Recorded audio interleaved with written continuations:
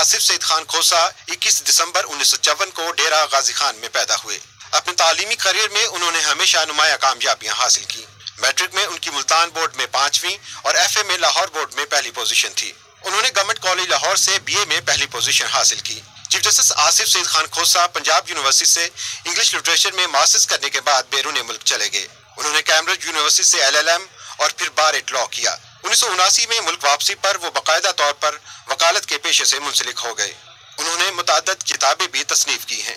Justice Asif Saeed Khan کھوسا 21 مئی 1998 کو Lahore high court اور 18 فروری 2010 کو سپریم کورٹ کے جج مقرر ہوئے۔ جسٹس آصف سعید کھوسا کے اندر قوت فیصلہ بہت زیادہ ہے، چیزوں کو لٹکاتے نہیں ہیں، فیصلہ وہ بالکل کر دیتے ہیں، یہ بہت امپورٹنٹ بات ہے۔ وہ بہت زیادہ جوڈیشل ریسٹرینٹ کے اور بہت زیادہ بائی بک جانے کے قائل ہیں۔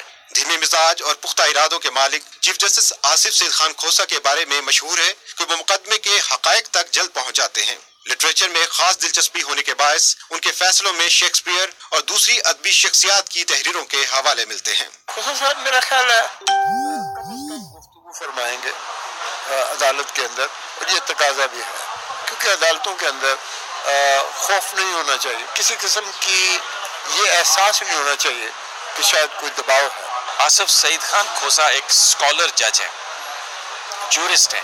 آئین اور قانون کی بالادستی کے حوالے سے آصف سعید خان کھوسا صاحب کا دور ہے، یہ بھی یاد رکھا جائے گا۔ جسٹس آصف سعید خان کھوسا کو فوجداری قوانین پر خصوصی دسترس حاصل ہے۔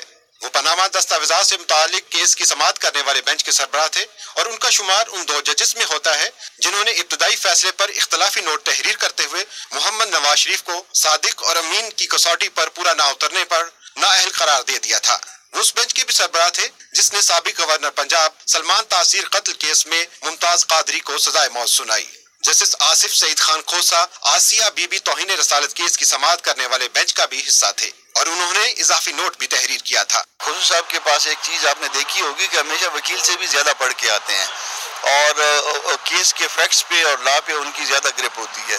جسٹس میاں ثاقب نثار کی ریٹائرمنٹ پر فل کورٹ ریفرنس سے خطاب کرتے ہوئے جسٹس آصف سعید خان کھوسا نے اپنا آئندہ کا لائحہ عمل بھی دے دیا تھا۔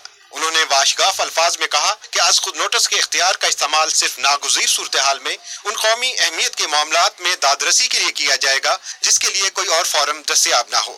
اس کے ساتھ ساتھ انہوں نے از خود نوٹس کے اختیارات کے تعین کا اندیا بھی دیا۔